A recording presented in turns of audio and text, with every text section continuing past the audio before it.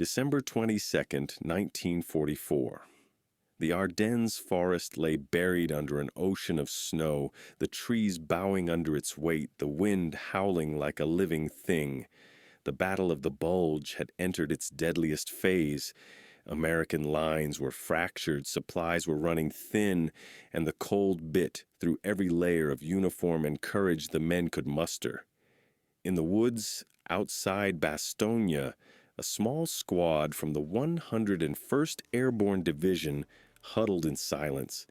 Their breaths came out in fog, their fingers frozen stiff around their weapons.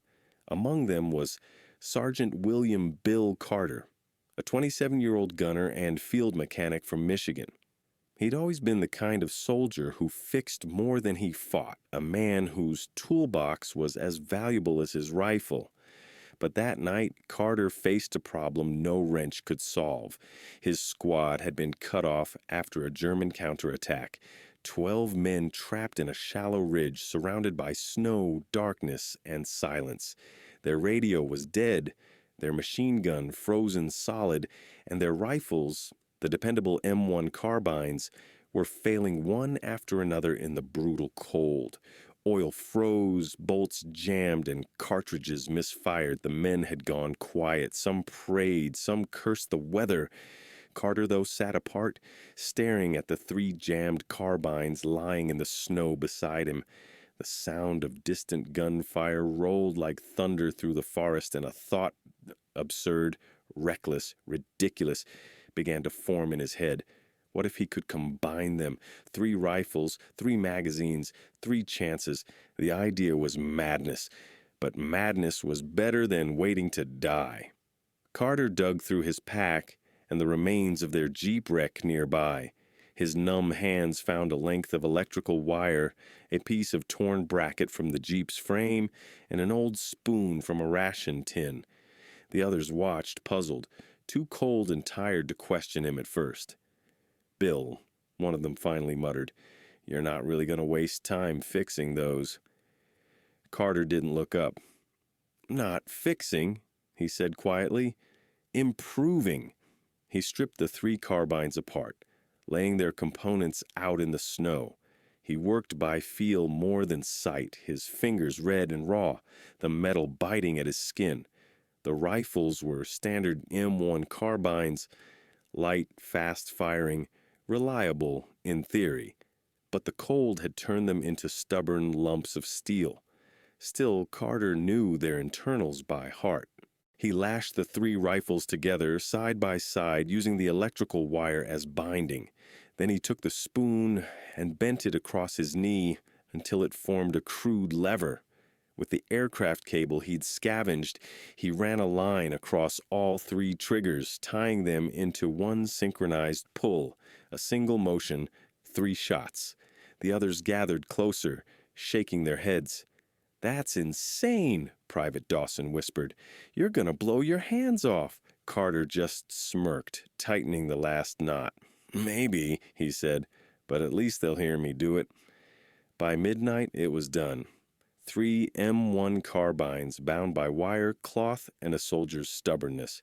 It looked ridiculous, like a bundle of pipes ready to fall apart, but to Carter it was beautiful. He held it up, the metal glinting faintly in the firelight. It weighed more than any rifle should, but it felt right in his hands. When the first hint of dawn crept through the trees, the Germans came. The sound of boots crunching on snow echoed through the forest. Through the pale fog, Carter saw them, a squad of Wehrmacht infantry, moving cautiously between the trees, 10, maybe 12 men. They were scouting the ridge, rifles ready, helmets dusted with frost. Carter's squad froze. They had maybe 20 rounds between them. No working machine gun, no time to retreat. Carter took a deep breath, knelt behind a fallen pine, and steadied his creation. His heart pounded in his chest. He could feel the cold in his bones, the weight of every choice that led to this moment. He aimed, braced the weapon against his shoulder, and pulled the spoon lever. 3 rifles erupted at once. The sound was thunderous, louder, sharper, and faster than anything the forest had heard that morning. 9 bullets tore through the fog before the first shell casing even hit the ground. The recoil slammed into Carter's shoulder like a hammer, nearly knocking him backward, but it worked. The first line of German soldiers fell instantly. Those behind them scattered, diving for cover, shouting in confusion. The muzzle flash from 3 barrels at once made it look and sound like a mounted machine gun nest. Carter fired again. The triple carbine spat fire, brass casings tumbling into the snow. Each burst unleashed a storm of rounds, tearing through tree trunks and snowbanks. The Germans hesitated, thinking they'd stumbled into a heavy defensive position. They radioed frantically for support that wasn't there. Carter's squad saw their chance. Private Dawson and Corporal Hayes crawled forward, flanking the stunned enemy, while Carter kept firing from the ridge. The recoil grew worse with every volley, the wire bindings trembling, the barrels heating fast. But it didn't matter. It was working. Each pull of the lever sent a synchronized burst of 9 rounds into the forest. Carter's shoulder was bruised, his gloves torn, and his hands blackened with gunpowder, but he didn't stop. Every shot gave his men another few seconds to move, another heartbeat to live. Then, silence. Smoke curled from the barrels, the wire hissed and popped, and the spoon lever bent under pressure. Carter dropped the weapon, panting, and reached for his sidearm, but it was over. The Germans had fallen back, leaving behind a handful of bodies and scattered gear. The squad sat in stunned silence, snow drifting around them, breath steaming in the air. Dawson was the first to speak. "What the hell was that thing, Sarge?" Carter chuckled weakly. "Improvisation." They laughed, real laughter, the first in days. It echoed through the trees, mingling with the wind. The triple M1 Carbine lay smoking in the snow, warped from heat and recoil. Its wire bindings snapped, but it had done what no standard weapon could have done, held off an entire enemy squad long enough to save 12 American lives. Later that morning, as they regrouped and pushed toward friendly lines, Carter's commanding officer found the remains of his weapon. He stared at it, then at Carter, and shook his head. "You actually fired this?" "Yes, sir." "And it worked?" Carter smiled faintly. "Once." Word spread through the unit within days. "The mad mechanic of Bastogne," they called him. Some officers called it reckless, others called it genius. But among the soldiers in the field, it was something else. Proof that ingenuity could win battles when nothing else could. When Carter finally reached Bastogne, he reported to the maintenance division, his shoulder bandaged, his eyes tired but alive. A reporter for Stars and Stripes heard the story and wrote a short piece calling it the most ridiculous and effective gun modification ever attempted under fire. It ran once, buried deep in a December issue, but the men who'd been there never forgot. They said that when everything froze, radios, guns, courage, Carter's ridiculous invention kept them alive. Historians would later debate whether the story was real or embellished.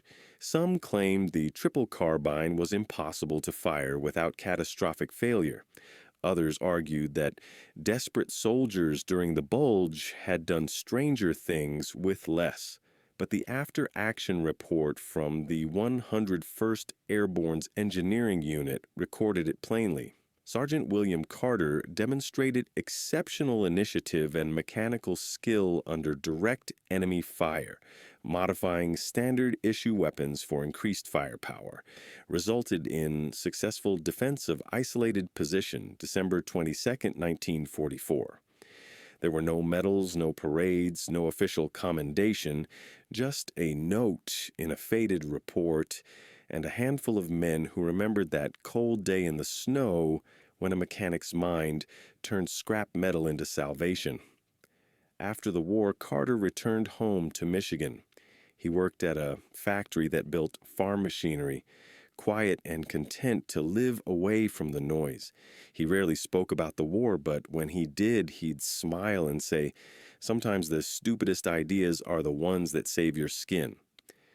In 1963, his son found the remains of a warped M1 Carbine frame in their attic, 3 barrels fused together, wires rusted, a bent spoon still hanging from the trigger guard. On the side, scratched into the metal with a pocket knife, were 2 words: "It worked." The story resurfaced decades later in veteran circles and war museums, often dismissed as a myth. But every now and then, a historian or weapons specialist would examine the artifact that matched Carter's design, a triple-barreled carbine lashed with wire, and quietly admit it could have happened. And so, the legend of Sergeant William Bill Carter endures, not because of the size of his weapon or the number of enemies he killed, but because on one frozen day in December 1944, he refused to surrender to the limits of what was possible. When the rifles failed, he built a new one. When the odds collapsed, he rewired them. And when death closed in, he fought it off with what one man called the most ridiculous invention ever made in war.